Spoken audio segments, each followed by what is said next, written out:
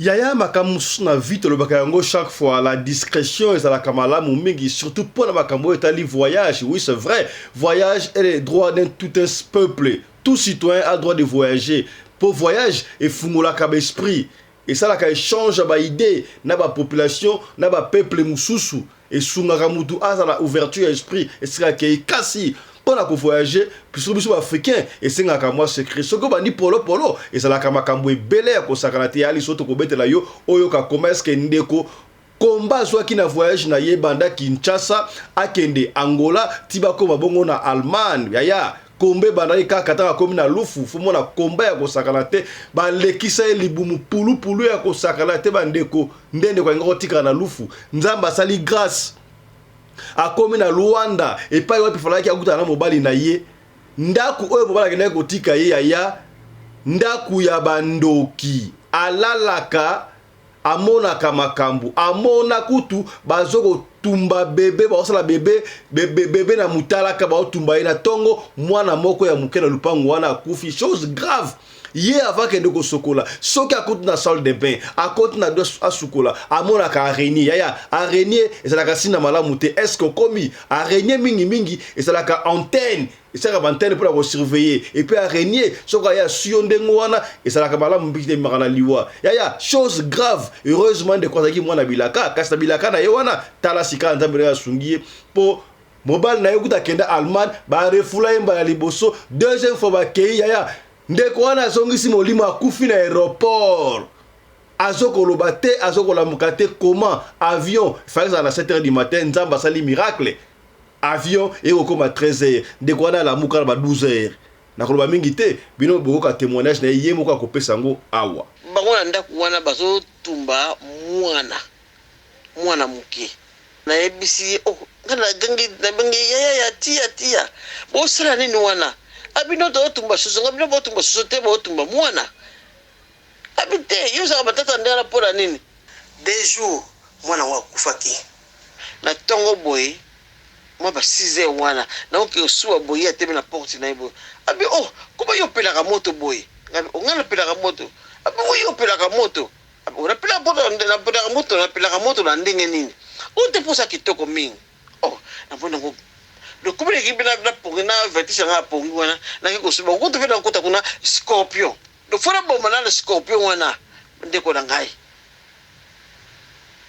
okere ko sokola scorpion na bassin okere toilette scorpion toilette nous avons comporté quoi okere ki muta musoke scorpion e piquer nga ma mba moko poser kotika na nzoto. Na sommaire na biso lelo et que ça dominer beaucoup plus na politique ya mboka na biso na ba chaque fois aux allées émission politique ité mais ce que to lobeli mboka na biso te nani ya kolobela so to lobela mboka na biso moko Timothée Lenoir to ebi atali bongo partisan to ya soutenir ka Vital Kamerhe ministre économie kasi ba na ino sacré alobi yango tout haut clair alobi qui pleuve ou qui neige président Félix Antoine Tshisekedi a kozwa mandat deuxième mandat na ye et donc c'est petit signe lobby tozo bunda tozo travailler pour na esa na mandengo wana heureusement il va travailler pour na esa na mandengo wana Timothée Lenoir lobby en noir sur blanc est-ce élection oyo nani akoleka landa Timothée Lenoir l'état de droit la démocratie juger c'est bien mais ko zalawana ko sala koleka moninga c'est un autre problème. Je suis du pouvoir mais tant matata pona longue premier ministre Toyena Sami Badibanga. Je l'ai dit devant la caméra, tu mets la paiement. Oui, pas tu mets la paiement. Parce que niveau matata pognatika qui primature. Pour atteindre les niveaux là, et ça qui facile. Ça c'est l'honnêteté intellectuelle scientifique de Timothée Lenoir. Pour ton information. Monsieur, nous aurons notre deuxième mandat. Et nous sommes en train de travailler sur ça. Bofinga qui s'andoule, vous changer phrase. Bofinga qui bouille, vous changer phrase. Chanter en France à parler du peuple d'ici un mois et demi avant les élections, tous ces grands centres, eux, ont référence à Afrique. Ça, vous n'en parlez pas.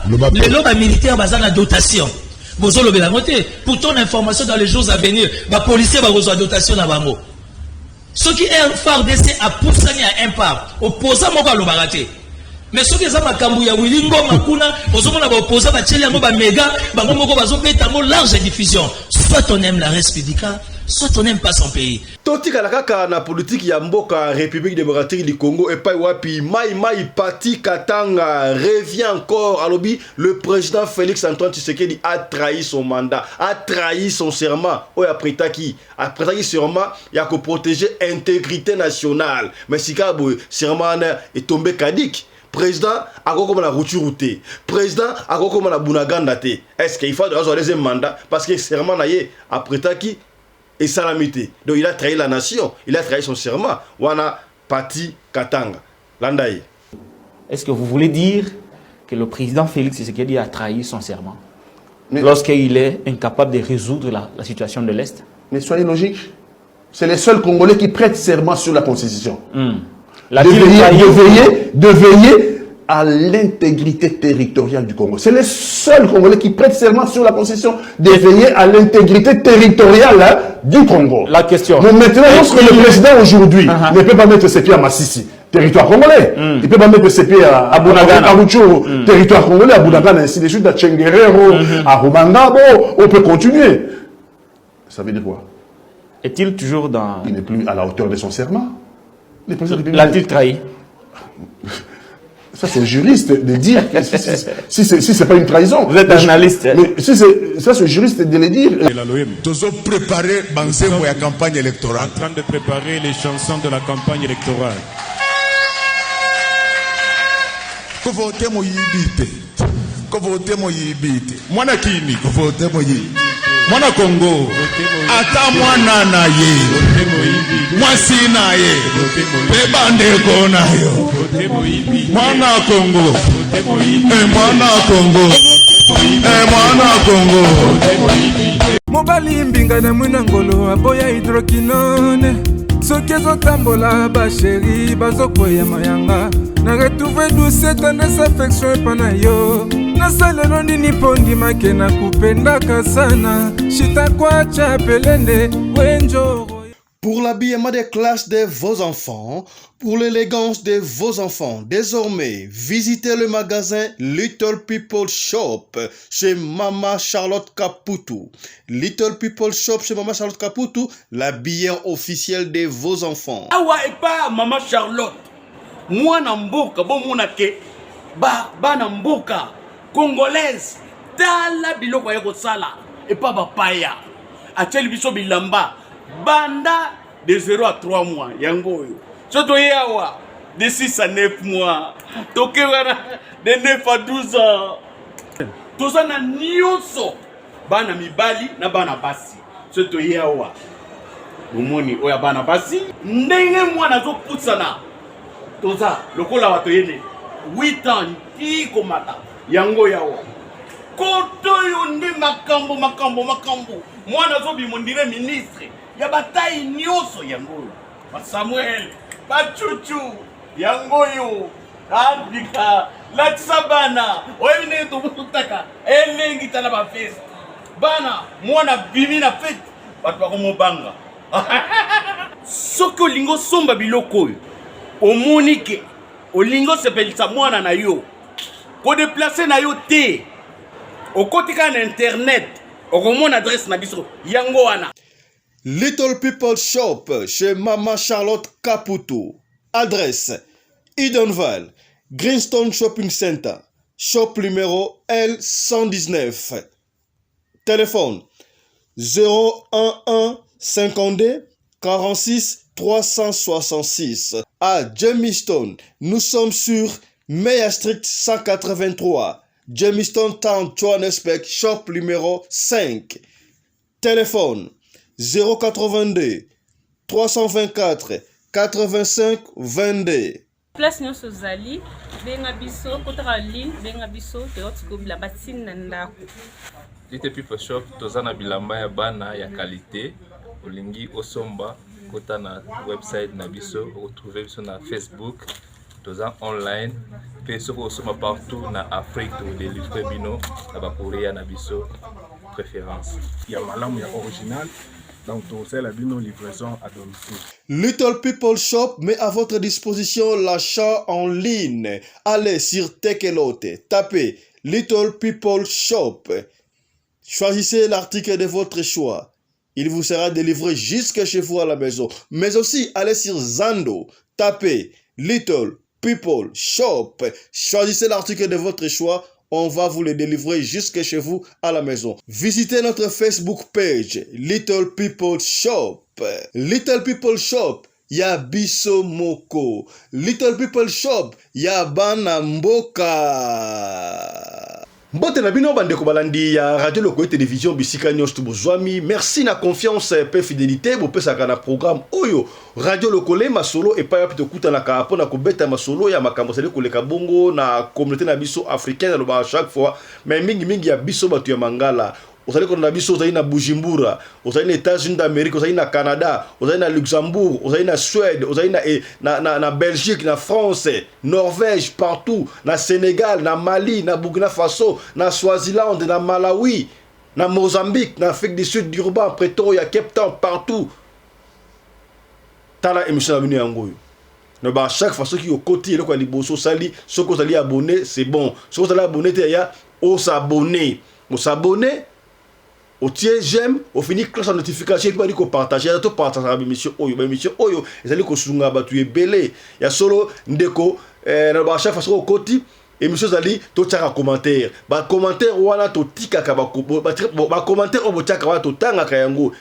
Et sunga biso to améliorer musala, to yeba bolingi nini to sa neni. Le quoi ndeko moi comme ça papa fiston, émission qui toko, mais ba publicité et l'équipe est belé. Oui le kambouté ma de to communiquer, to ajuster yango to bongisa pona ko ça appelle satisfait mais kasi sanga na boyeba. Ba publicité wana ba to publicité wana ba ngone ba sunga ka biso. Pona otala biso boye pona osa émission kitoko boye bato ande bataka ba moyen pona émission salama. Alors en retour nous devons faire leur promotion. Alors koto wana souffre quand même ya otala ba publicité wana bosto na bato so bosto ni bato wana bato ba hôtel bato ya bilamba bato ya ba griffe nyoso ti bato ya ba école. Je crois émission oye ko continuer na kolika ke moko na biso te alingi émission e4 un jour ceux qui moyen pour continuer émission et ça a été une émission coûte trop cher pour retourner en je crois ba confrère ba landa biso batali awa ba yebi yango nde comme ça le papa fiston okumisa mingi basali na nzambe ba chrétien ba pasteur basala batu mabe ebele ezo tout kaka mutema ya batu winde ko ça ina raison ya solo ezo tout kaka mutema batu awa ezali émission éveil à conscience. Tout le monde nous suit. Ba chrétien nous suit, ba musulman nous suit, ba bouddhiste, ba tout nyon surtout. Na ba to ba kanka, na ba to wana kune batakadi mpemba sandaka. Ya kusala ka fort. Ya koloba pona to réveillez-vous. To la musa esprit na bino. Kasi tant autant ba kombe ba pasteur, ba prophète oyo ba kosunga. Et ça la carte de promotion té. Parce que les loyo, ya solo, oso remona. Parmi les mauvais, il y a aussi les bons. Alors, nous devons pas promouvoir, pas promouvoir capacité, mais plutôt que promouvoir au travers bango. Est-ce que comme tout ça va rapport rebelle? Papa fisto mutentel le goût à la salle de boy, à salle de tout ça va rapport rebelle. Alors, yango wana bisto kolobaka bat o to yebi ke soki ata okei pa naye. Soki oto sali pa naye asambeli po na yo. Je crois au la solution. Dans le conseil, cela nous va droit au cœur. On va essayer d'améliorer. Il n'y a pas de soucis. Nous disons merci à notre sponsor officiel Michael Josh qui continue à nous faire confiance. Merci à toi Michael Josh. Mais aussi à l'hôtel Genesis Hotel. Genesis Hotel na Kandaka na numéro 8 na Kinshasa na Matunge so ngokende kuna ndeko la kuna pango de bao supporter biso est-ce que komi c'est que bien voilà na robaki yango ne bandeli lelo actualité et vous allez dominer bongo na politique ya République démocratique du Congo.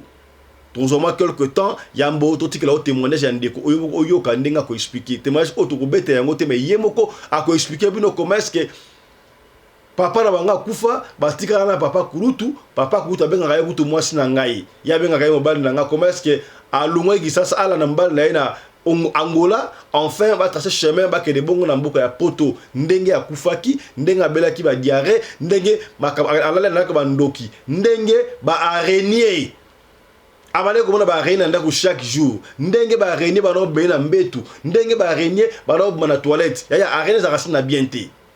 tala ce qu'on a bakaya boss to bino ce que mon ba renende ngwa benga basana nzambe basala yo est-ce que mazali mabe on ne sait pas tant de ba basala nzambe basala yo ya ce que zali musulman évidemment au qui n'est pas basala nzambe oyo ba benga wa nani ba mualim ba mualim ba ressemble pona yo ndenge na bino so c'est-à-dire chrétien ba pasteur ba prophète ba ndenge ba c'est oh ya solo ya le kutate est-ce que komi to ke na nango ndenge wana voilà.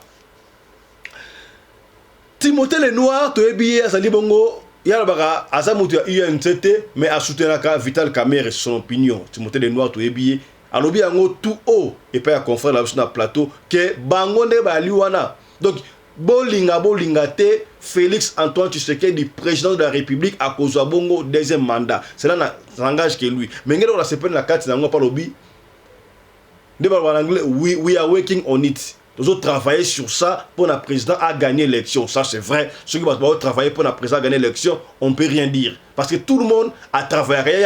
Tout le monde a travaillé pour gagner l'élection. Quand on a distraité, Timothée le Noir. Alors, moi, belé. Alors, vous savez, moi, synthèse, moi, symbiose. Il y a Timothée le Noir, pour le commissaire, président Félix Antoine Tshisekedi pour avoir deuxième mandat. Bolandaï. Et puis, vous avez mal géré la République. Merci beaucoup. Moi, j'aime bien l'état d'esprit à mettre. J'aime quand il est dans le populisme, le sensationnalisme. Il est dans les émotions. Je le comprends. Mais, Nathiel a remettre parce que Naza témoin. Dengue Boutou na mo yaza na prison makala zo aider batoubaye retrouver liberté na bango. Timothée le Noir de Fika que je suis de l'union sacrée. J'ai été éduqué comme ça. On a le fils à maman. Maman est bisakangaye. Oyo lobi oui ezala oui, oyo lobi ezala non ezala non. Pardon, j'ai choisi Félix Tshisekedi parce que je crois à cet homme politique. Quand on gère, on ne se plaint pas. Mais nous, l'union sacrée, nous ne nous plaignons pas. L'union sacrée, tout ça a une particularité. Et ça, autocritique. Tout le monde a bien tombé dans la maboko. Tout le monde a ma bête au kondanaka. Oui, je vous donne l'information. Allez à la vice-primature et à l'économie. Il y a déjà eu un déploiement total. Justement, je vous donne l'information. Il y a un déploiement total dans le ministère de l'économie. À tous les niveaux, dans tous les 4 coins de la République, nous sommes ma mission.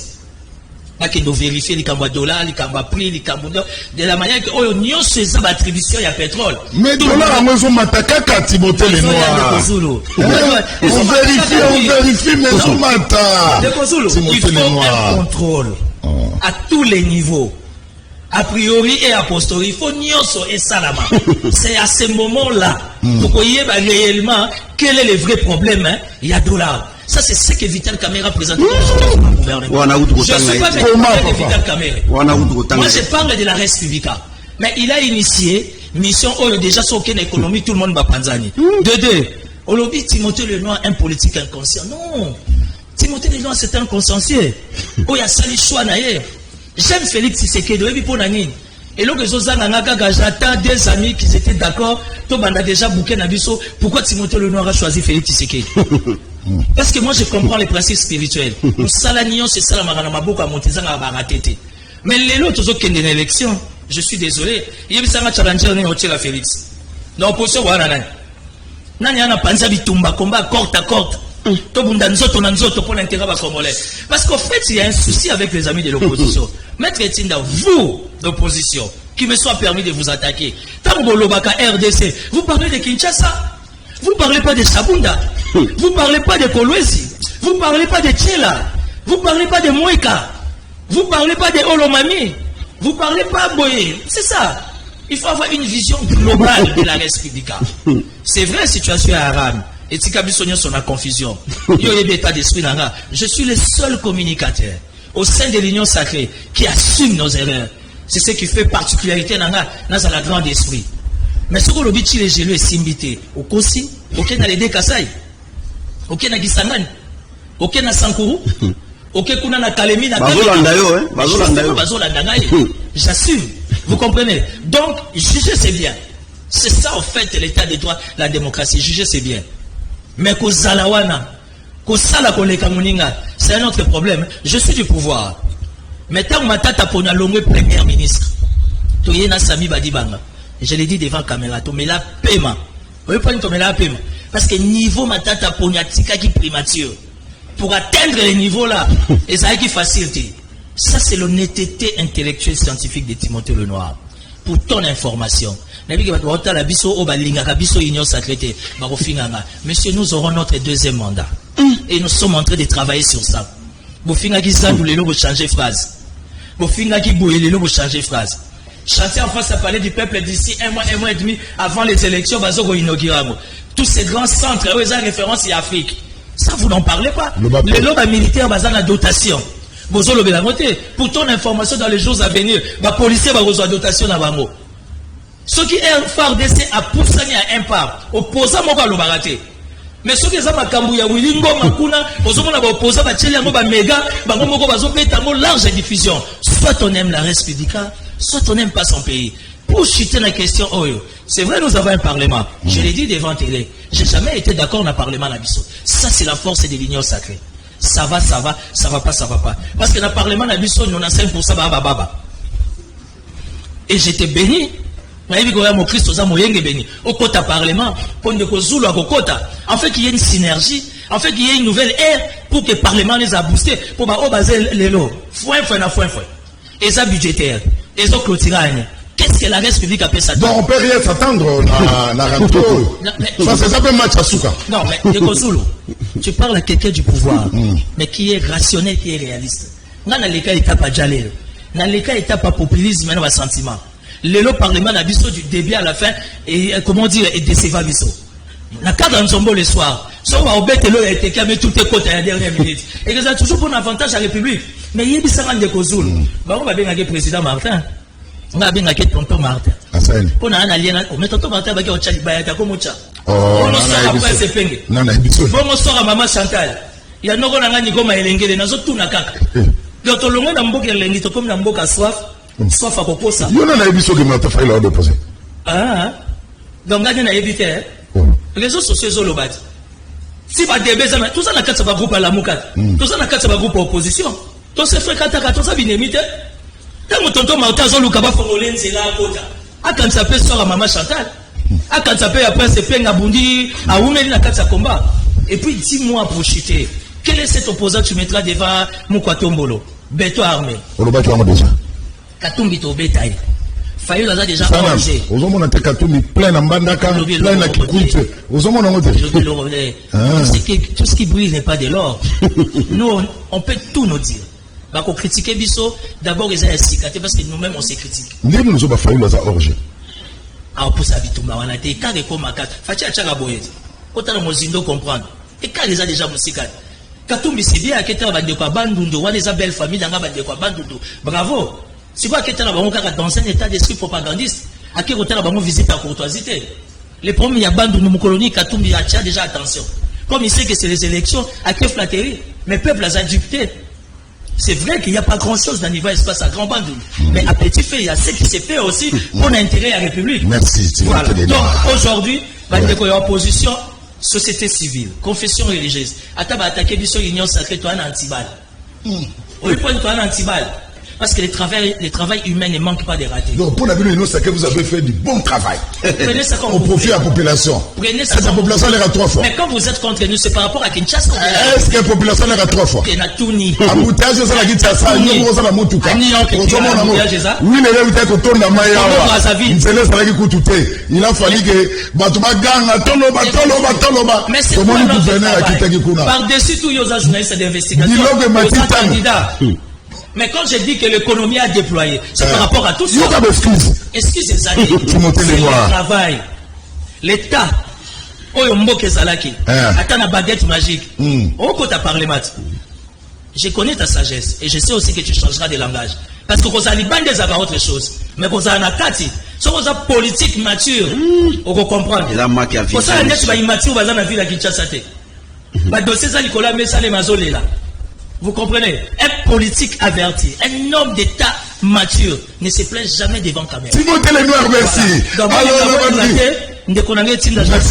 L'opposition doit se préparer pour mettre ma casse sans état d'âme. Parce que tous les armes non conventionnelles. Merci. On comprend que les gens faut alors, merci Nabalouki. totika la kaka na politique ya République démocratique du Congo et pas wapi mai parti Katanga azongi lisusu bomona kiye ko ambaloba ikuna ke alongo na union sacrée amoni eza clarté ye lisusu aye ko zonga lisusu et pas à conférer na biso alobi yango que le président a trahi son serment. Le président Félix Antoine Tshisekedi ne mérite plus rester au pouvoir. Pourquoi? Na serment na ye apprêta ki yango noir sur blanc na likolo atomo no boka bakino nandimi ko protéger l'intégrité nationale ya République démocratique du Congo. Siko botala banda président Félix Antoine Tshisekedi a côté na pouvoir. Est-ce que a protéger intégrité territoriale ya mboka ndenge ya lobby. Donc pourquoi? Alors, ce qui a protégé c'est bon, ce qui a protégé total. À tout niveau, est-ce que le président de Luana, il peut arriver à retour? Est-ce que le président peut arriver à Massissi? Est-ce que le président peut arriver à Bunagana? Alors, il a protégé l'intégrité nationale, oui ou non? Wana, Mai, Pati, Katanga. À ça, l'analyse, et au micro, il y a conférence Nabiso, Tolanda.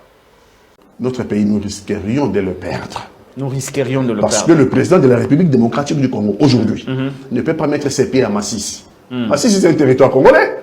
Mais le président de la République démocratique du Congo, non seulement il ne peut pas mettre ses pieds à Massissi, le président de la République démocratique du Congo, aujourd'hui, ne peut même pas mettre ses pieds à Rutshuru. Deuxième point. Je vais en terminer. Ouais. Mais le président de la République a juré, a prêté serment sur la Constitution, de veiller sur l'intégrité territoriale de la République démocratique du Congo. Or, aujourd'hui, il ne peut pas mettre ses pieds à Rutshuru. Il ne peut pas mettre ses pieds à Bunagana. Il ne peut pas mettre ses pieds à Massissi. Ça veut dire que nous sommes dans les parjures. Nous sommes dans les parjures, là. Ça veut dire que le serment est tombé. La Constitution a prévu des conséquences. Mais j'en appelle seulement... Quelles conséquences? Lorsque le serment... Non, vous dites que le serment est tombé. Attendez. Vous dites que le serment est tombé. Est-ce que vous voulez dire que le président Félix Tshisekedi a trahi son serment? Lorsqu'il est incapable de résoudre la situation de l'Est. Mais soyez logique. C'est les seuls Congolais qui prêtent serment sur la Constitution. De veiller à l'intégrité territoriale du Congo. C'est les seuls Congolais qui prêtent serment sur la Constitution de veiller à l'intégrité territoriale du Congo. La question. Mais maintenant, lorsque le président aujourd'hui ne peut pas mettre ses pieds à Massissi, territoire congolais. Il ne peut pas mettre ses pieds à Bunagana, à Rutshuru, territoire congolais, à Bunagana, ainsi de suite, à Tchenguerero, à Rumangabo, on peut continuer. Ça veut dire quoi? Est-il toujours dans... Il n'est plus à la hauteur de son serment. L'a-t-il trahi?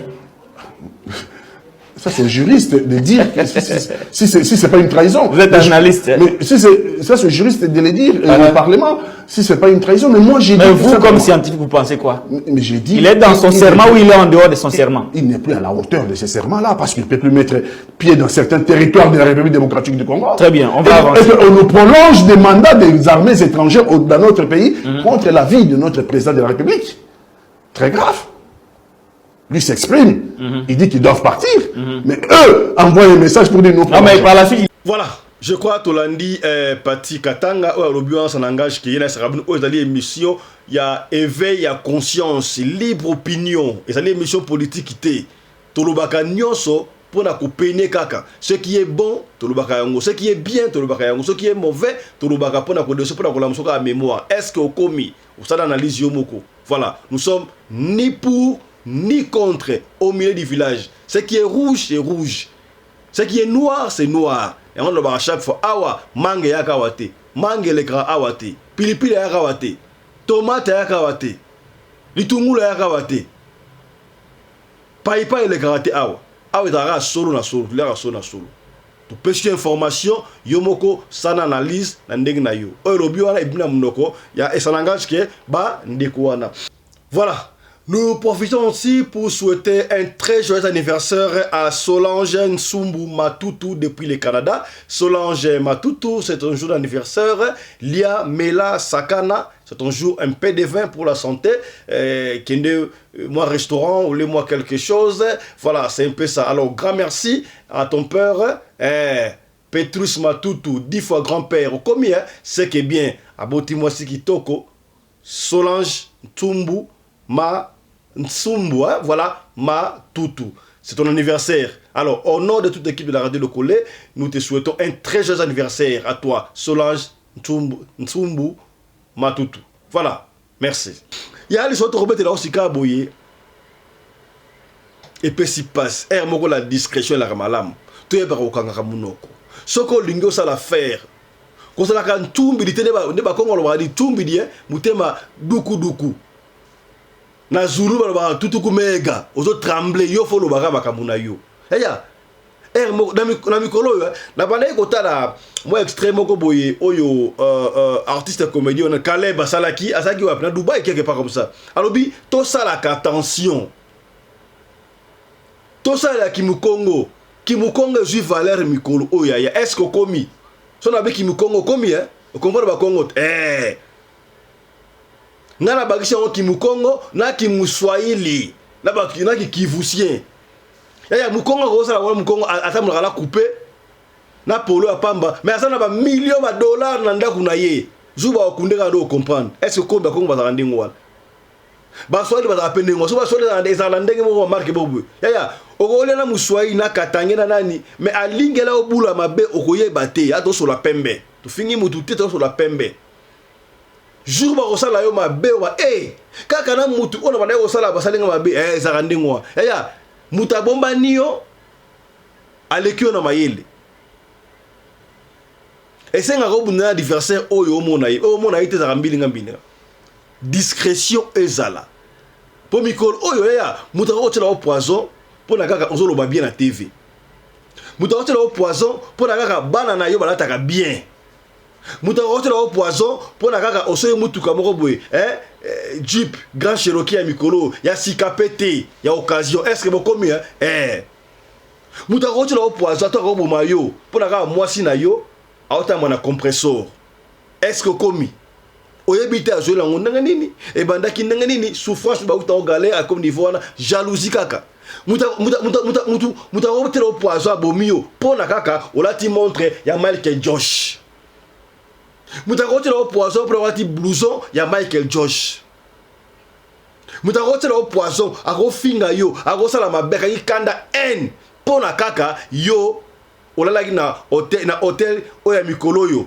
Genesis Hotel na kandaka na numéro 8 oto senga yo obenga avant que na kisasa hotel kitoko na salle de fête évidemment ba ko la poisson pour la salle de fête na yo na salle de fête ya Genesis Hotel na salon Congo tout cela attention discrétion ndeko moi si oyo a décidé qui a rejoindre mobile na ye na Angola na Luanda pour basa la chemin ensemble ba kende na mboka Allemagne ba lungwa Afrique net biso Afrique za kwa kumputu akeko esa papa kuuti no bango alongo ebisha na bango akomi na Angola akomi na Louvre na frontière wana ba attaque soki uta yiwa ponsepa soki na famille na yiso ya abela diarrhée akosakana te heureusement atali mwana la kamno boyoka yi alie mabele ekangami tango akoti Luanda mobala zuya ese no yoko fanda ndako ya ngai awa te il faut que ne fanda isika mususu na ville pour kotenga na fandaka ba bandi bazala ka trop na Angola ya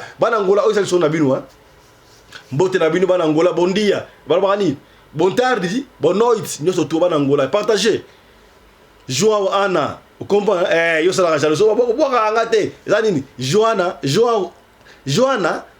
na Angola, voilà. C'est Joanna, voilà. Tu comprends dans le nom de Joanna. Comment que?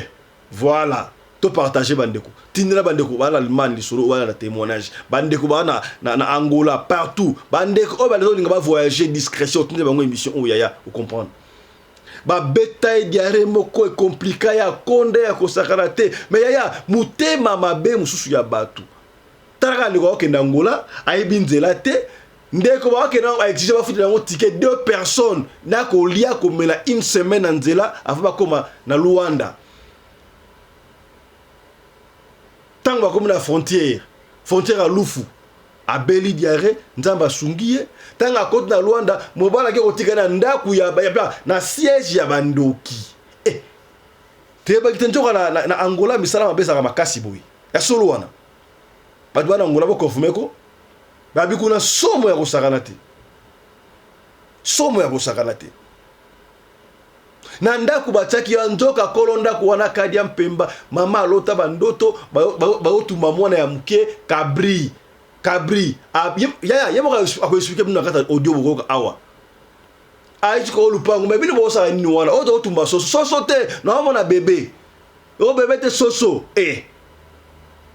na ntongo taka lamuki akende kose soulager mama na biso oza cleve maboko noyepela moto makambo nyonso oloba na nga wana nana oloba no makambo nini na ntongo nango quelques jours après mwana ya moke azo akufi na lupango na bango yaya baluka baboma ye na koba badetail mingi te na mpe oka mwa symbiose oyoka mobali na ye atika ye wana voyage akenda na Allemagne ye moko nanu esimba te bakanga mobali une semaine aéroport mpona nini tube mama kangaka munoko ere moko ya okomi tosola pembe telanga na bajeme kuna mobali aye kozonga mwasi abela na ndenge akosaka te abi papa fisto elongolanga échange koma ndenge mosusu omoningo oyo basusu te ntango mobali aye kozonga atali boye mwaye te bakenda mpe baprofete abima basambela mpo na mwasi bref bakoka kolia ye te jour na bango ya kovoyage deuxième tour mpona mobali ye premier tour mpona bakenda Allemagne bakenda na aéroport ya avion fala eza soki 8h so 7h ye moko explike biso awa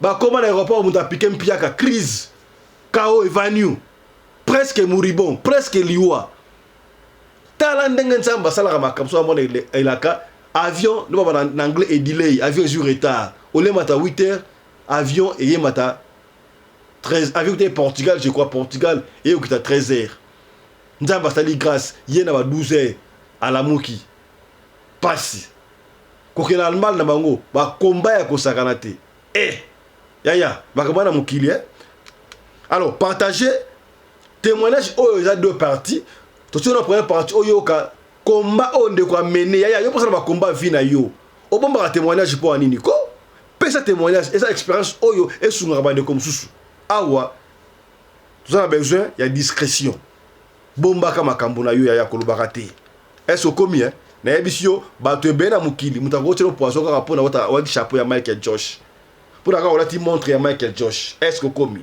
landa témoignage ndeko to tsa ba j'aime telanga ba j'aime voilà bonjour papa Fiston ezali nga ndeko no na ye lisusu lisolo oyo na ye nango lisolo oyo ezali ya Congo Kinshasa RDC kokota Angola lisolo ngo eza boye tana ngana kota na Angola biso totikala maboko papa kota na biso sikoyo avala ke na Angola fona ke soana ye allez na 8 ans na ça des rendez-vous na tata kuti na ngai fona soana ye tata kuti na ngai azalaki tata mokambi na Saint Alphonse oyo matete na catholique tata tozwi rendez-vous jonongo ekoki tole tosoana ye atie nano bible atangi ateyi ngai ale esili wana amen tobandi lisolo na sino papa likambo na ye epa na yo donc nayi kosoana yo soki nake boye emusuta nsima wana so koluka ngai nayebi kaka okoluka nga mpo naza mwana okoluka ngai me ngai nazokenda nga Angola na Luanda ntango ayokaka kombo wana abi mwasi na ngai mpo abenga ngai mwasi na ngai ngai abenga ye mobali na ngai mwasi na ngai yo olingi okende na Angola mboka oyo bana matete basili kokufa ozokende olingi kosala nini kuna yaya ngai bisi oyo mobali na ngai soki bango wana bakufaki wana ezali nde bango ese bayebi soki ngai so nakeki wana na kokufa te wana bakufaki wana yaki bango bakufaki ezali ngai te bon ngai so na voile awa opeyanga ni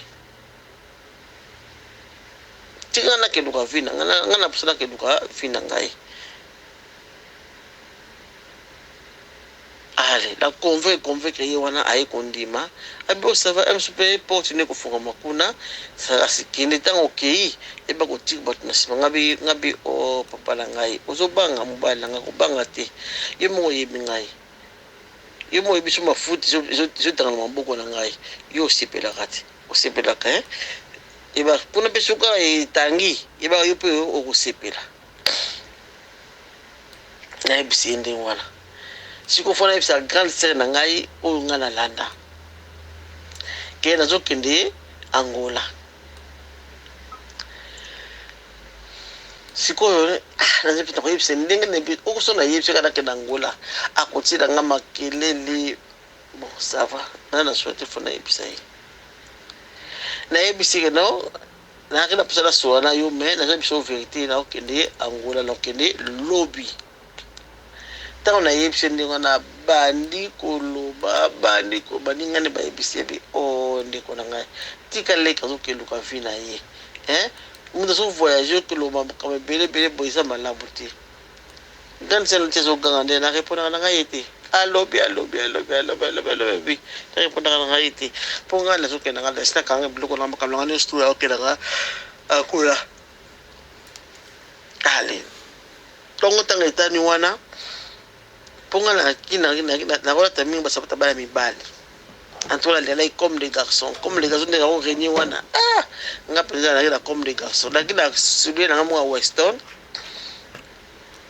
na mino nga papa kutanga nga ne joko makolo moko ngabi na teka ngote na ke papa kutanga ngai ale na kepe na poko wana na ABC papa comme nazo kende sabato fala teka sabato na so teka ya ngome oyo na oteka ngote tikala la ngotela na sabato oyo atigere sapato wa Western wana sepela kibakasi papa oh sapato cher ngabi je papa ina cher ngabi na soma ngabi na soma ki angote sapato oyo bakangana baza kangana aéroport ya ngonga la hoteka ba bilo ba kangana be aéroport oya biswa njino wana ya ngonga na hoteka ale na ibisende nga papa la sumba ke ngote ka biloko ba yela nga na tekaka na longoli ona teka ngote nga mona lati yango a misuna teka kana ngai tisole continuer na balok journée we kuki na ki cousin nga ketika ngai ti na victoire ba to kele ti na Mariano cousin nga na pe po akela projet yiba nga mbongo po nga ne to yebani il y a un programme que nous avons pas à moins bon nous avons kata sac sur la poche donc mon news na quantité la continue sur kata sac na badola nde sur ya osiko na portefeuille na lati na mushila la nzoto ba o tira maki ya mbongo na biso na news na koti na ngabi oyo na yebi ke oyo azabu na ata mwana muyibi parce que yepe ala posa abena nga tshwake ngana ebisi ngai ngaba benda nga tsoke ndi wana te taleki yo mayele yango nga ke de tika ngai po abena nga tsoke mais isimba kete na suka ndo to na Mariano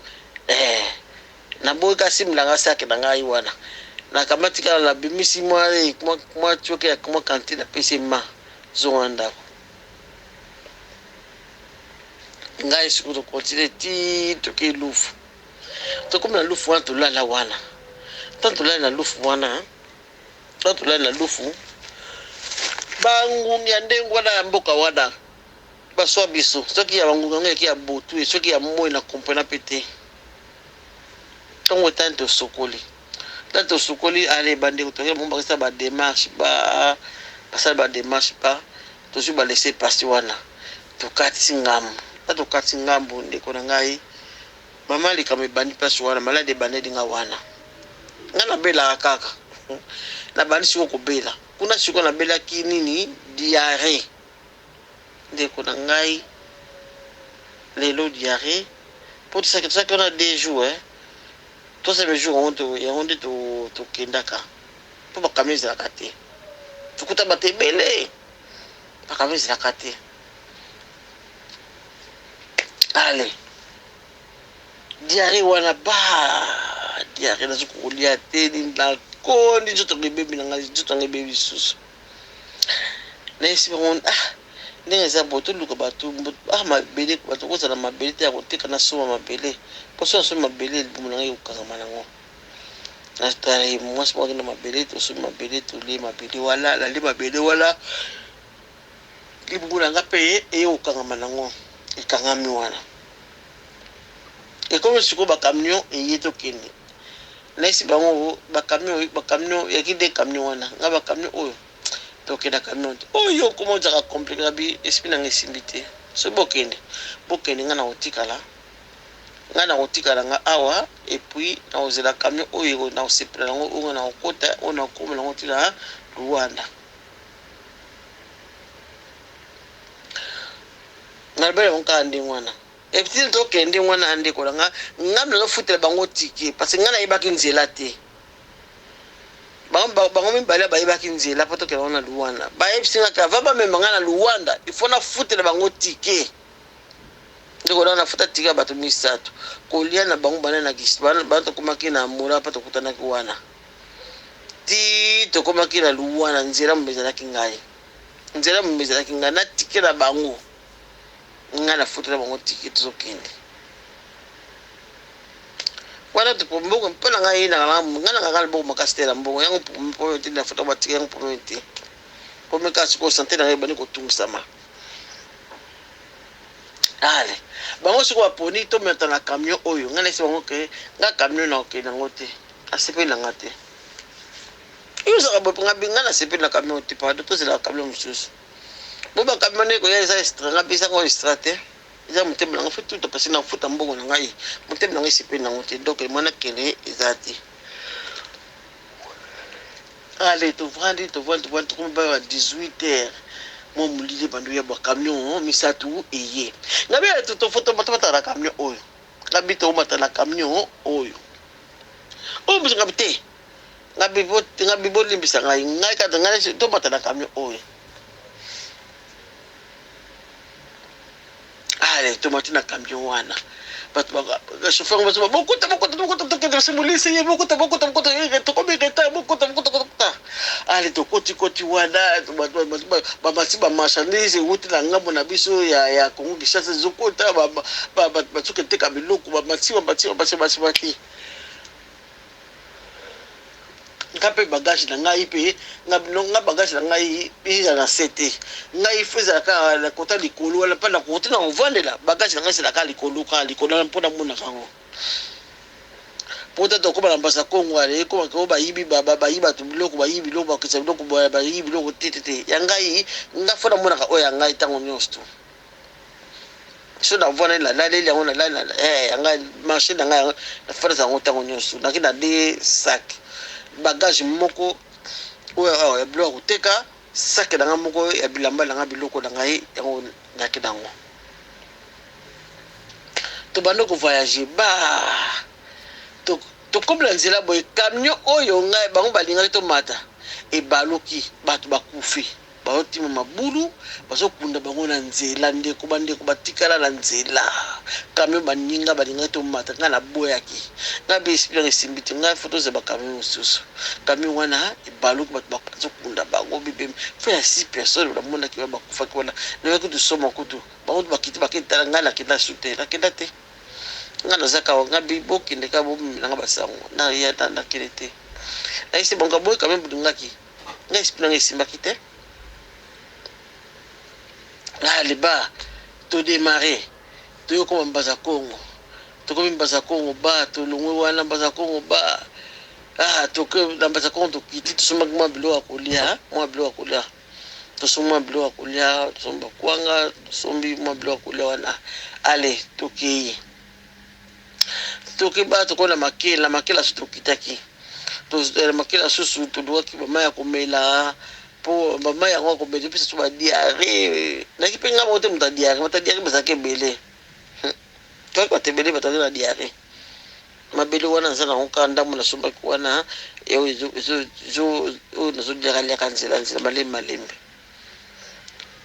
to komi boye esika oyo kabe kata la ba kombo ko sina bosa na ngai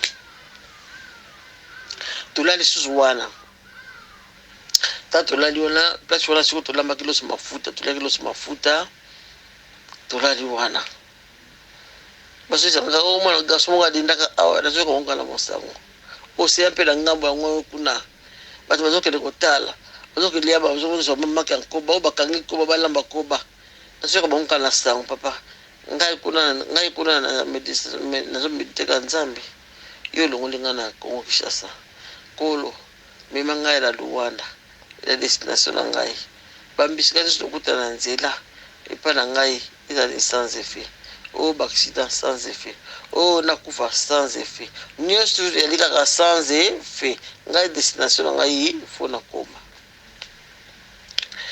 allez tulala kona tongo etani tolamuki ba 15 bato démarrer photo koma butu na Luanda to koma Luanda suba 3h du matin to koma Luanda to koti Luanda ti la lupango pato kenda pa kamlango ilalaka bakoti kamlango kata lupango bakanga lupango chauffeur bi moko tabima eroyo parce que eroyo bakubonga nzela babandi bona boye bino subuya kala tongo nde basize bo bana kubima batongo setani tongo tango etani wana ale ngai sikola mando kende na destination na ngai yo ibika la Angola adresse exacte be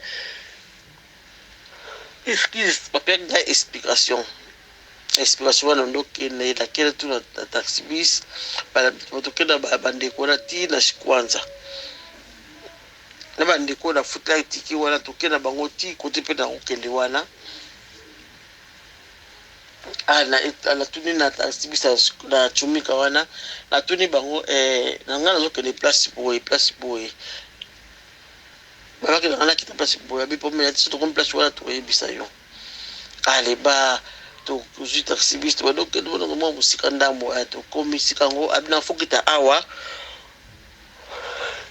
umoni kotezo kende kuna yali ndio so fokita na si boy eza koto kuna si ale na baba kashi na ngai kilo saki ya munene na kabati la tia na mukola kangri puta lokola tiende lokola pidi na mutu na lacha wana mputu na isaki na ngabi lamba na kwa meme bila mpepelete ya kibwa kilomita normal aliwala siko na meme wana loboko wala msula lacha wana mutu ala moni mwaite ale na tia wana mutu msula lacha wana msula lacha wana mukongo lokola tiende kola pidi na mukongo na banoki no yiki bandi ko mbazo balingana na temisi bango mbote na biso na zuluka diraso boy esika ba biso etele makabisa bisa munene leta abe ezaka kotoku na sokombo ikacha boy kili place wana ale na ndemba expect na wana na committee esika ngwana tala committee kango wana po ndi bapeka explication na komisika wana natanga pamela lupango deuxième lupango troisième lupango porte rouge mbala ngazaka na lupango wana ale na kompe kuna ti la tani pe premier porte deuxième porte la côte la kompe lupango na toke tala toke bembua asoka kuna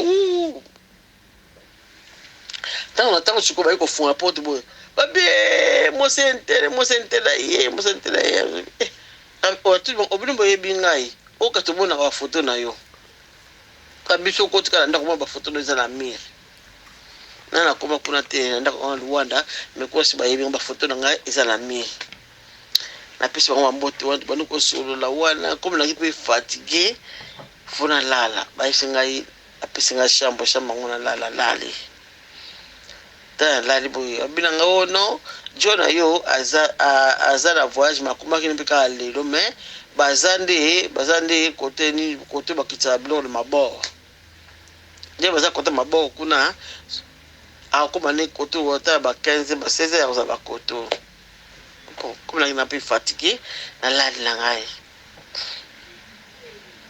tana lali wana ba ne ko la mukala meliti na lali disusu do fatigue à voyage parce que ça dit une semaine na c'est voilà ça fait une semaine la longue RDC pour na comme la côte loin ça fait une semaine en zela papa ne comme na ngode lo vite fait allez tanga yebo to yamani wana nyanza ko la bien so na lali kana kata butuna la mukala mona kayo na mbeto ngapi oh boniko na mona ko la mbet mona la muki na batniso abayebi na mona la muki boy na yebisi bango so na lali na santaka ke mosi na ngayo na mbetu mona kata butu na la muki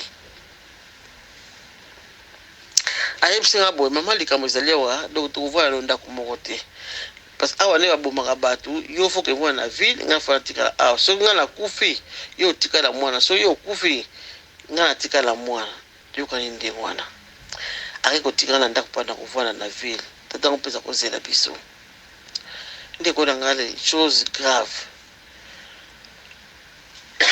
excuse tant tokotikala ndako wana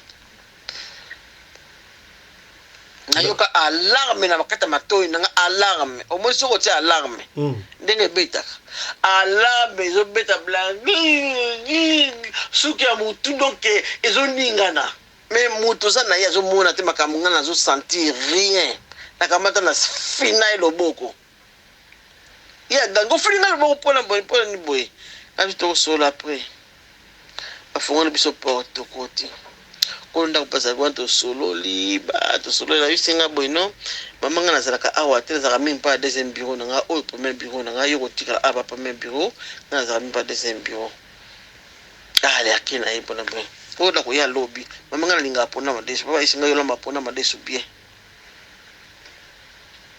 ayaki asa soma da biloko ayaki biloko neso yaki nango déjà pre wana do songa na ye na ba pona madeso na boss ava lobby na kulamba pona madeso ale na tongo wana kesomba pondu na tuti pondu ale na lami pona madeso wana tuli wana tulala mkwano tulala pika wana na mbala tulala ikuna tanso kumbala nga zonga boy mpoko mondo so wana yete bat bako yoka biso anzelo no isinga bi ndako yoko tika nganda ka boy ndako mama mistiki boy asoro penza ndako manduki na banduki pa yoko tika ngai mama kamwana mona na finaki oloboko wana me alarme na kata matoi na ngezo beta alarme la suki ya mutu me ndako ni yoko tika ngambe anto ndako eza bien te abina na short fo tika la aw ba olela mango yote baliaka bato me baye oyo yo bayebite na yeli bango elima baliaka ba olela nango yote ozalaka aw ya zongi ngala tika na ndako wana ndeko na chose grave bandi yo mona wapi ndako tozana immeuble toza métage mais chose okele kosuba nakutaka scorpion na kati ya wese wana soki nazokende kosukola scorpion na kati ya bassin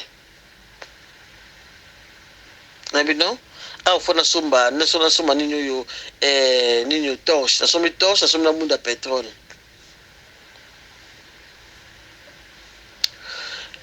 ndako wana soba donc sikoyo programme na moi ekomi ke non baye donc mobali na ngai kotika mbisi donc balia ngai po baliaka moto ndenge wana solo mpenza menace ebandi mpa na ngai na bela na niveau moko impossible presque impossible na changer oyeba oyo ngai na elongi ebungi ya elongi na ngai ebungi na changer totalement siko bandeko moto yokoyebana na bango kaka nde toyaki wana bango mpe bakovwana kote mosika mingi te nanga bayekotala ngai oyo yo te ngai pesa nango kaka ngai nazobela obela dekabi ya nazobela ndeko na zonga ake apanzisa bano baninga tokila bango wana bana matete balabi soki kotala neti ye te baye 7 personnes bayekotala ngai bandeko bayekotala ngai wana kaka moko aza na Frankfurt mibale suba alakata Allemagne ka awa susu mais misusu wana bakufaki na Angola na guerre moko ndika na Angola bako batikala bakufa bakundama bayi kotenga be yo za kitoko boye mais ndilo komi boye bandi ko na bela kibano ala Angola baliaka bato bandako vanda ndako ya bien ngabi ndako la vanda ya mine bimala yo ya kuvana biso kuna ngabise na yakotela bino sante kubunga na ngokaka esi bonde ngwana wana zobe ndako mbala nga sate mbala nga yi asa voyager oku voyager pe kuna bakanga bango na aéroport na Europe kuna bakanga na aéroport asaka 3 semaines aéroport ba refoulé là me voyez kutana na maladi wana Et comment il dit que son a pesi mutu mbote mutu fa kimsa loboko fo. Ni to simbi moto fo zika. Fa kimsa loboko. Malade la koma kinango. Malade akotoka. So na otoka bila mezo pola. Bila mezo pola. Bila mezo pola. Tango mbala nga ezori bwabe. Ah! O soto malade ndenge nini oyo. Foto kene beglisa bima. To kene beglisa bima boy ba to komi ko na beglisa bima. Abi menda ko yo vani ko ndako na bala programme pour balia yo. Abi kele ko toka mai. Ale pasteur wana abonde kala mai oyo na ngambo na kada to apesa tantike toka mai na pompo pe wana. Abonde na mai wana.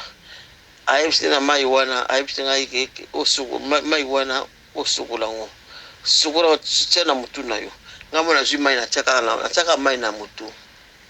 Na yake na otike mirato ndini ka mai kana to na kanti kuna abone na mutu. Abina nga somba bidon somba mai ya komela.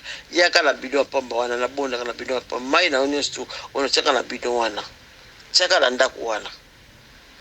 Asumai na ndeka lobaki na kana soma ya bonde la mai wana na cheka na ndako na ona mela tana ya na mai wana chela ndako wana kolo ndako wana to boto benga yeka tia do yaya mo na liboso wana to benga itia mo sali boso abi na ngai mai o utu wapi ngana yebisi mai na ngai o isa mai te isa mai te banga te isa ko mai o ipo ko mbela na yo Habité dans le mélange.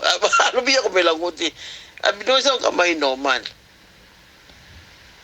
La bari comme la mai, la bari comme la mai. Ya nzoto na ngai ezongende ezalaka. Mais ezongende ezalaka.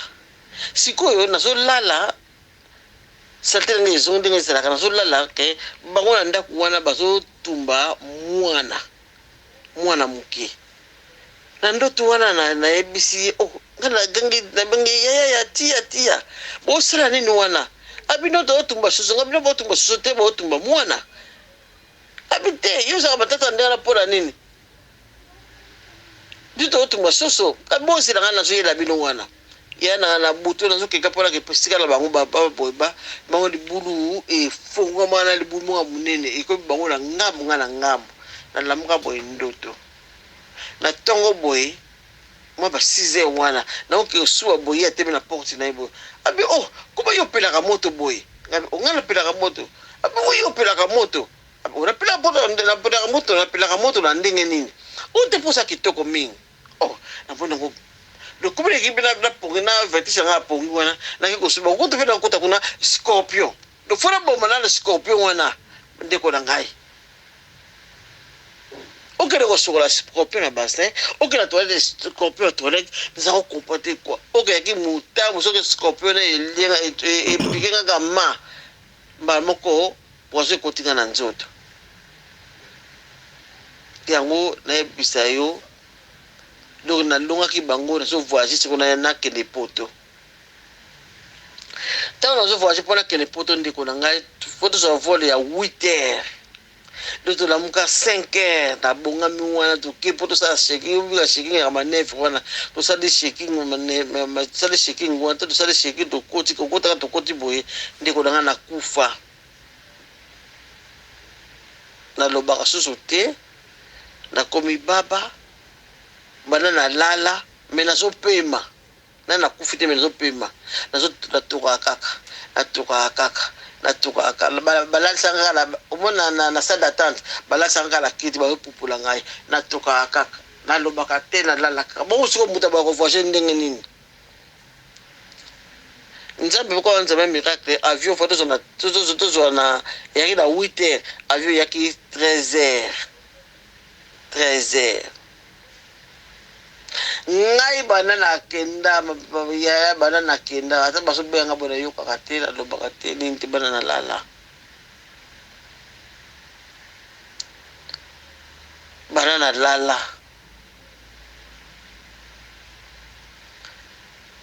to abino fa kufura kana avion baba kana kufura ndako no bangote do balaninga ti na voyage banana lala na lo bakate banana bela kamanda kutoka banana balali sangai na tema tena saka kulala kame ne na sope makaka na lobaka te nini te bana na kenda na toka kaka bilamba ni sepona tu balongo nga bilamba ba ko tika nga na sengla pamba ko zo ko ya poto ya hiver do na ya de lamba tiko nga de balongo linga yi tiko likolo balongo linga nini oyo balongo linga nini oyo tira na ko da tiko mboko bilai balongo li wa mboko bikusa balongo batinga na sengla pamba balongo linga sapata na makolo pour attaquer soudé balongo na sapata makolo balalisanga wana natoka kaka la toka kaka te ko koma na ba 13h donc avion zo kita avion wuti Portugal zo kita po ngobiso to mata ngasi ko ne ko lamuka depuis ba 7h quelque to kota da sada tante na bela tukutana mwana mwasi moko ya okende Espagne akina ba fanta pio na senga tana la mwana senga bango mai ba luka mai ya kopesa ngeza te senga ngina fanta pesa nga fanta na mela na meli fanta na lamuki esi bango tiem da ninga yi awa ndinga boma ngai tia tena lamuka na isa bango ka ndinga boma ngai tia mingai nazana nyongo na bango tina na problème na bango te to vona na bango bien na tiki bango pe bien mais pas zo na ngai soka la ninga konti ola na ngai yimta kufa ngai tina kufa bana bana baka ya ngwana ale mona mosi ola ke Espagne ndiko mpe mosi pe na yibi na ngai yete asimanga na loboko mbala nga simanga na loboko bazo ko matanga na avion na mata na avion ta na mati na avion donc on dit à côté la belle qui santé les zones normal destination na nga na zo kende comme na kina Yesu na ngai yango ba ko lia ngati bana nzambe tozala éveillé tozala kolamuka tosambela kana ndenga solo yango ngai nazala kaka elonga na ganya kaka ngai na okufa mukolo oyo nzambe ye moko alobaki mwana ngai ngunga na tela ki yo limite na yo yango nga na okufa ingeta. Voilà. Je crois que yoki témoignage oh ya le tora oh sustora oh yomki. Ma festo na bosa na kisika wana. Esika na ndaki ndoto atumba mwana. 2 jours mwana wa kufaki. Mwana wake mwana ba aja ba 4 na ndambo. Mwana wa kufaki kala pana biso hapa na kufandana. Voilà. Donc ya lotaki ndoto ba otumba mwana na kati ya ndoto wana atuni mama lupango mama premier bureau mama cho mama ko lupango mais bo sa nini wana bo tumba nini wana o tumba soso te na ngona mwana na tongo na mwana kufi ndeko avec une preuve maya chema ya sokola areni na kati il faut mariner akene ko se soulager il faut que la areni ya yo mto mona ka areni arena ici na bien te yango to recommander ba ya soki ndaku na yo ezali omonia soko mona ta toile d'areni na ndako ata muke toile d'areni ya longola ngo ezaka bantene est-ce que komi kotika ko j'ai goûté toile d'areni na ndako longola yango do koti ezaka ta trace te ba toile d'areni wana est-ce que komi tala ko baske ndeko soki combat ya voyage banda Kinshasa aina lufu esimbita koti Luanda lupango ba ke kotika lupango wa demo ya mingi pe comme la chaque fois peut-être to mona kutu bato musuna ndako oyo azo louer ndaku na poto ndaku na ya louer afuti mbongo afuti mais ndaku spirituel azo mona ba miracle mama ko alpasa témoignage abo kaka est-ce que bokomi kanga maka na Yesu mabolongo na se commentaire pour ça la mingi tela ezana monsieur bino ki noir sur blanc ndenga expliquer ndenge balanda ye le scorpion so asora yaka ndema wa trop balanda ye ba blongola ye molimo ya possible ba bomba boma nzoto me molimo zala ki opema nzamba la timo kaza nzambe tango avien kiti alamuki oyoki ete ya bino ya partager les solos oyo, partager en gros peut-être yo moni témoignage oyo et ko sunga ote lo côté me ko sunga de ko moko songolo et si kamoko pakala yo pa ni de ko tala to lo baka yango chaque fois tant yo tala émission oyo tala ka yango na lisu moko boye et ça seule mission, la seule émission, le seul programme oyo famille fanda kaza ko tala su ka simba quelque chose, simba ka quelque chose et terabino. Toujours à ko esprit, c'est émission éveil à conscience, il y a éveil à esprit. Est-ce que commis c'est que bien. Tout ce qui n'a biso awa na émission ya lelo. Merci na Chris Larize Pelende, réalisateur ya émission Oyo. Yena assistante na ye Winnie Larize Pelende. Merci na Claudine Larize Pelende, script Oyo asoki paralango dengo autre baka totanga kayango Claudine Larize Pelende akomaka yango nyoso tout wana sous la coordination ya Mamarina Umbi Larize Pelende, la femme à la taille d'une tige spaghetti, ni courbure ni virage. Voilà. Tout ce qui wana. Bon anniversaire à toi, Solange Matutu, na Canada. Portez-vous bien. Santé de fer à tous. Chap chap. Et tchara. Radio Collectivia Fiston. Tous abonnés massivement. C'est validé. Ya botoko ma wana tika topesa matondo to remercier Michael Josh, sponsor officiel ya chaîne Oyo qui nous accompagne et qui continue à nous faire confiance. Michael Josh, merci à toi, merci à vous aussi kozali wana. Alors to senga bino loko moko bandeko ko na site na website ya Michael Josh au côté kuna oponi article ya soki na Afrique na Afrique boyi sikoyo winter ngebana comprendre siko na Afrique boye elo ndenge banda sama ndenge banda siko na Afrique pour ce moment ya ngona oyo netwa t-shirt boye to la ti boye ba polo oyo ya Michael Josh au sentir kilo pena ti na polo pena boye mutandimi mais na Europe sika boye mali le banda donc kuna ba rivage ezali ba veste pena ya solo ba jaquette pena ya solo pour na winter c'est quoi hiver na Europe na Amérique na Océanie et bandi beaucoup ta kuna na site pour na commander quelque chose ya to supporter griffe ya wana mboka ko to supporter griffe ya wana mboka ya biloko ya kolata ya bien na moins cher tala yo que so ba chercher kuna 1535 € sikalango ba trahir payo soko so ba chercher na Michael Josh primo ko abordable mama na griffe ya wana mboka ya na lingi Europe nyoso tout to yeba Michael Josh existaka ya bengako côté na site commander quelque chose pour Michael Josh so revenu côté na site yo benga le Michael Josh so na ngwa so la ngote benga to kopesa yo o so na Michael Josh ye moko so la ki yo mutentel to mona na télévision Michel Leki ngala so na Mechentel na Mechentel couturier intel papa eza griffe papa ya to soutenir bana mboka est-ce que vous commis c'est que bien Radio Collectivia Fiston. Tous abonnés massivement. C'est validé.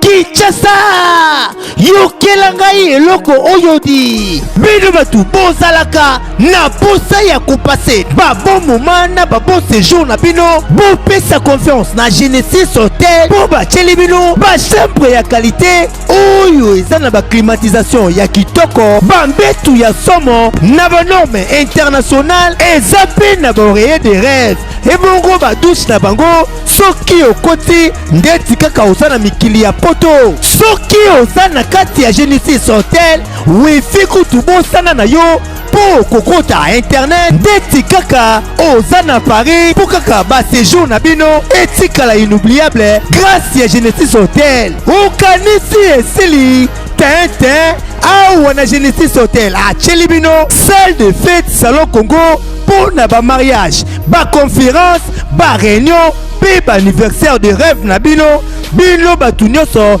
bolingaka kosala ba mariage ya kitoko po na etikala souvenir ya vie na bino mobimba bopesa confiance na salle de fête salon Congo po bokozala na bino de cité awa na salle de fête salon Congo ata boza na nombre ya combien bokozala na bino mobimba po musique eza au rendez-vous climatiseur elenda kaka ndenge bozomona batu nyonso bapesa confiance na salle de fête salon Congo batikala jamais kozala desidi tala awa na salle de fête salon Congo baza na bango na problème ya courant te po baza na mopanke na groupe électrogène oyo esalaka 24h sur 24h musique toujours au rendez-vous baza na espace moko ya balcon ya munene po na bino batu bolingaka kozwa mopepe kitoko po esala eloko ti ah oui masolo ya bakuzu botikela bango kuna kasi masolo ya salle de fête pe hôtel ya qualité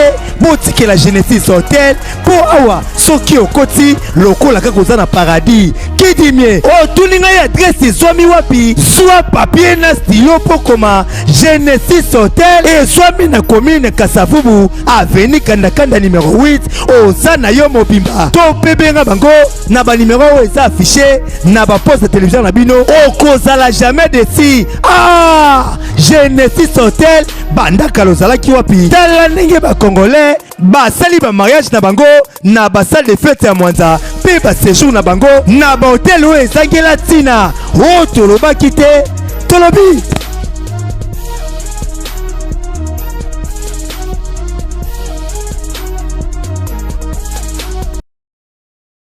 Dans le cadre de soutenir la vision du chef de l'État dans les domaines de l'éducation, Maman Charlotte Caputo, la femme de fer, facilite à vos enfants de venir étudier en Afrique du Sud dans l'école de l'aviation, apprendre à piloter l'avion commercial ou militaire, apprendre à piloter l'avion de chasse, apprendre à piloter l'hélicoptère commercial ou de chasse, mais aussi apprendre à réparer les avions commerciaux ou militaires, des hélicoptères militaires ou de chasse en Afrique du Sud. Bandeko, yo mutolingi mwanona koma pilote commercial to militaire. Avantage yango yo. Obengi na numéro oyo ya Maman Charlotte. Ako guide bino. Ndenge nini mwana na yo ako sa la classe ya pilotage. Alors, avantage nyonso hébergement minerval. Olingi mwana na yo ayeba ko bongisa ba moteur ya ba avion. Benga Maman Charlotte na Afrique du Sud. Madame Charlotte Caputo et ses collaborateurs mettent un hangar plein d'avions à la disposition de vos enfants qui viendront apprendre ici en Afrique du Sud. Voler à l'espace sud-africain, devenir un grand pilote commercial ou militaire. Contactez Madame Charlotte Caputo. Devenir pilote d'un avion commercial ou de chasse n'exige pas un diplôme d'État. Un certificat d'études primaires suffit pour apprendre à piloter l'avion commercial ou militaire. Les appartements confort pour accueillir vos enfants lors de leur séjour ici en Afrique du Sud. Piscine, salle de bain, salle à manger, cuisine, lavabo, tout pour accueillir vos enfants. I stayed here from 1 year ago. Oh, people coming from Congo, you're very welcome to come here in South Africa. It's a Mama Charlotte's place, very beautiful accommodation. They take very good care of us. Bino batu boyebi anglais te, alobi boye. Grâce à Maman Charlotte, lelo yo ba Tanzanien bazo yekola avion, baza mi balé, mwasi na mobali. Et bon bino na Congo. Bozo zela nini?